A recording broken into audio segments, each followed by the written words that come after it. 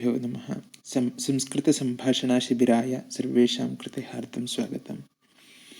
अद्यतनकक्षायां वयम् अतः यतः इति विचारम् अधिकृत्य पठामः। Today we are going to learn about अतः एण्ड् यतः। शिक्षिका अस्ति अतः पाठयति। अत्र पश्यन्तु, शिक्षिका अस्ति अतः, सो शी इस् टीचर्स्। अतः ಆದ್ದರಿಂದ, अतः मीन्स् सो, ಆದ್ದರಿಂದ लेखिका अस्ति अतः चिन्तयति। रैटर्, शी इस् रैटर्, अतः सो चिन्तयति, शी इस् थिङ्किङ्ग्।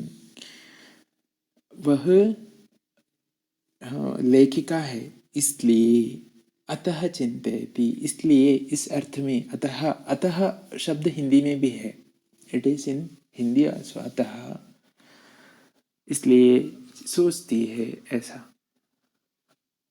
ಅವಳು ಲೇಖಕಿಯಾಗಿದ್ದಾಳೆ, ಆದ್ದರಿಂದ ಚಿಂತಿಸುತ್ತಿದ್ದಾಳೆ. ಆದ್ದರಿಂದ ಎಂದು ಅರ್ಥ. ಅತಃ ಎಂದರೆ ಆದ್ದರಿಂದ ಎಂದು ಅದರ ಉಪಯೋಗ. ಲೇಖಕಿಯಾಗಿದ್ದಾಳೆ, ಆದ್ದರಿಂದ ಅವಳು ಯೋಚಿಸುತ್ತಿದ್ದಾಳೆ ಎಂದು ఈ వాక్యದ అర్థ. ఆమె లేఖకి ఉంది, దానికి యోచిస్తుంది. దానికి అని తెలుగులో మనం చెప్తాం. అతః అంటే దానికి, దానివల్ల అని, దానికి అని దాని అర్థం. అతః అంటే దానికి. Okay, let us see next slide. చాలకः अस्ति अतः चालयति. he is a driver, so he is driving. so means here atah means so.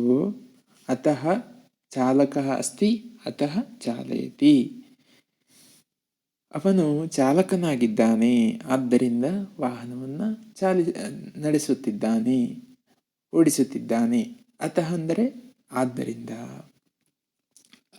അവൻ ഡ്രൈവറാണ്, അങ്ങനെയായിട്ട് ഡ്രൈവിംഗ് ചെയ്യുന്നു, അങ്ങനെയായിട്ട്. അतः പറഞ്ഞാൽ അങ്ങനെയായിട്ട്. Let us see next slide. जिज्ञासा अस्ति अतः बालिका पठति. जिज्ञासा अस्ति, she has a curiosity, so that so balika patati, so she reads.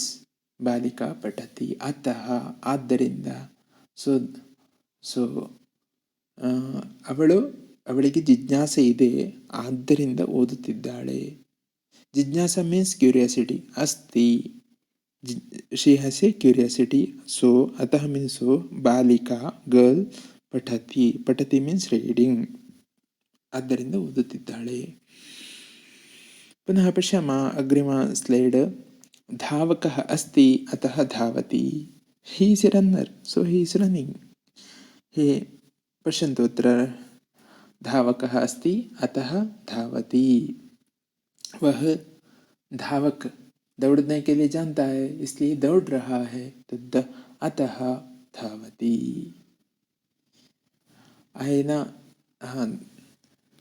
ఆయన రన్నర్ ఉన్నాడు, దానికి రన్నింగ్ చేస్తున్నాడు అని. ధావతి, ధావతి అంటే రన్నింగ్, ధావక అంటే రన్నర్, అతః సో అని అర్థం. ఏషః కందుకక్రీడాయాం భాగం న గృహ్ణాతి యతః ఏషః అస్వస్థః. ఏషః ఈతడు కందుకక్రీడాయాం, ఫుట్బాల్ ಅಥವಾ వాలీబాల్, కందుకక్రీడాయాం భాగం న గృహ్ణాతి, he is not participating. yatah because esha aswastha, he is unhealthy. aswastha not healthy, unhealthy. esha this person, this guy, kanduka kridayam in volleyball or football, any ball game, bhagam na grihnati, he is not participating. yatah means because. esha aswastha. धूमः अस्ति यतः अग्निः अस्ति. धूमः means smoke. अस्ति यतः because of अग्निः अस्ति, there is a fire. See here, ಬೆಂಕಿ ಇದೆ, ಆದ್ದರಿಂದ ಏನು ಬರುತ್ತೆ? ಹೊಗೆ ಬರುತ್ತೆ. ಹೊಗೆ ಇದೆ ಯಾಕೆಂದರೆ ಬೆಂಕಿ ಇದೆ. ಧೂಮಃ అంటే ಹೊಗೆ, ಧೂಮಃ అంటే స్మోక్, స్మోక్ ఉంది. యతః ఎందుకంటే అగ్ని ఉంది. ಯತಃ ಮೀನ್ಸ್ ಎಂದುಕಂಠೆ, ಧೂಮ ಹೊಗೆ ಬರುತ್ತಾ ಇದೆ. ಯಾಕೆಂದ್ರೆ, ಯತಃ ಅಂದ್ರೆ ಯಾಕೆ, ಯತಃ ಶಬ್ದದ ಅರ್ಥ ಯಾಕೆಂದ್ರೆ ಅಗ್ನಿ ಇದೆ. ಅಗ್ನಿ ಅನ್ನಮಾಚಾರ್ಯ ಮೋಕ್ಷಂ ಪ್ರಾಪ್ತ ಯತಃ ಸಹ ವಿಷ್ಣು ಭಕ್ತ. ಅಣ್ಣಮಾಚಾರ್ಯರು ಮೋಕ್ಷಕ್ಕೆ ಹೋದ್ರು ಯಾಕೆಂದ್ರೆ ಅವರು ವಿಷ್ಣು ಭಕ್ತರು. ಯತಃ ಅಂದ್ರೆ ಯಾಕೆಂದ್ರೆ ಅಂತ ಉಪಯೋಗಿಸ್ತೇವೆ ಕನ್ನಡದಲ್ಲಿ. ಯಾಕೆಂದರೆ ಆ ಶಬ್ದಕ್ಕೆ ಯತಃ ಎಂದು ನಾವು ಸಂಸ್ಕೃತದಲ್ಲಿ ಉಪಯೋಗಿಸಬಹುದು. ಮೀರಾ ಕಷ್ಟಾತ್ ಮುಕ್ತ ಜಾತ ಯತಃ ಸ ಭಕ್ತ ಆಸೀತ್. ಮೀರಾ ಕಷ್ಟಗಳಿಂದ ಮುಕ್ತಳಾದ್ಲು, ಯಾಕೆಂದ್ರೆ ಅವಳು ಭಕ್ತೆಯಾಗಿದ್ಲು, ವಿಷ್ಣುವಿನ ಭಕ್ತೆಯಾಗಿದ್ಲು, ಕೃಷ್ಣನ ಭಕ್ತೆಯಾಗಿದ್ಲು. మీరా కష్టం నుంచి ముక్త అయిపోయింది, ఎందుకంటే ఆమె భక్తగా ఉంది.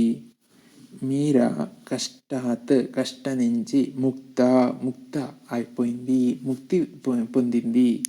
ఎందుకంటే, యత అంటే ఎందుకంటే, సా ఆమె భక్త కృష్ణ భక్తి చేసింది.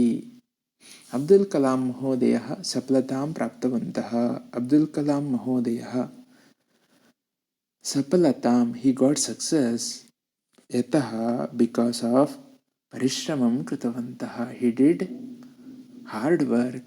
भवती सम्यक् पठति, यतः अद्य परीक्षा अस्ति, you are reading well because today there is a exam. So एषा सुप्ता अस्ति, एषा सुप्ता, she is sleeping till 9 o'clock. यतः because अद्य रविवासरः, today is Sunday holiday, so she is sleeping. अद्य कृष्णचायं पिबामि, today I will drink black tea. यतः दुग्धं नास्ति, there is no milk, so that milkman not came, or there is no milk, so I will drink black tea. ನಾನಿವತ್ತು ಹಾಲಿಲ್ಲದ ಚಾಯ್, ಕಪ್ಪು tea ಕುಡಿಬೇಕು ಅಂತಿದ್ದೇನೆ. ಯಾಕೆಂದರೆ ಹಾಲಿಲ್ಲ ಅಂತ ಹೇಳ್ತಾ ಇದ್ದಾನೆ ನೋಡಿ. ಮುಂದಿನ ಸ್ಲೈಡ್. ಅಹಂ ಅಗ್ನಿಂ ಜ್ವಾಲಯಾಮಿ, I am burning the fire. ಯತಃ ಶೈತ್ಯಂ ಅಧಿಕಮಸ್ತಿ, there are too much cold, so what I will do, I will lit a fire. ಅಹಂ ಅಗ್ನಿಂ ಜ್ವಾಲಯಾಮಿ, ಯತಃ ಯಾಕೆಂದರೆ ಶೈತ್ಯಂ ಅಸ್ತಿ, ಶೈತ್ಯಂ ಮೀನ್ಸ್ ಕೋಲ್ಡ್, ಅಗ್ನಿ ಮೀನ್ಸ್ ಫೈರ್, ಜ್ವಾಲಯಾಮಿ I will lit the fire, because ಯತಃ ಮೀನ್ಸ್ ಬಿಕಾಸ್ ಶೈತ್ಯಂ ಅಸ್ತಿ, cold, too much cold is there. अतः यतः परिवर्तन अभ्यास. सी हियर, सः अस्वस्थः, ही इज अनहेल्दी. अतः अद्य स पादकन्दुक स्पर्धायां न क्रीडिष्यति. सो ही is not playing. So atah means so that he is not playing. अद्य विरामः चेत् शरीराय न विरामः एव. अद्य भवान् शीघ्रं गत्वा, अतः भवान् शीघ्रं गत्वा स्नानं करोतु. Today is holiday, but there is no holiday for body, so go and get bath and come. क्षम्यतां काचिद् व्यस्तासम्, अतः भवता प्रेषितं पत्रं द्रष्टुं विलम्बः अभवत्. क्षम्यतां, see this sentence, sorry, काचित् व्यस्ता, I was very busy. अतः so भवता प्रेषितं पत्रं द्रष्टुं विलम्बः, so जातम् अथवा अभवत्. So whatever you sent, no letter, I am unable to read. इति इंदिरा उक्तवती, that told by Indira. So these pictures, atah pictures did by Dr. Manas Ranjan Sahuji. I am thanking to him, and lesson taught by Dr. Murli Shyam. Thank you. पुनः मिलामः, अग्रिमकक्षायां मिलामः. धन्यवादः.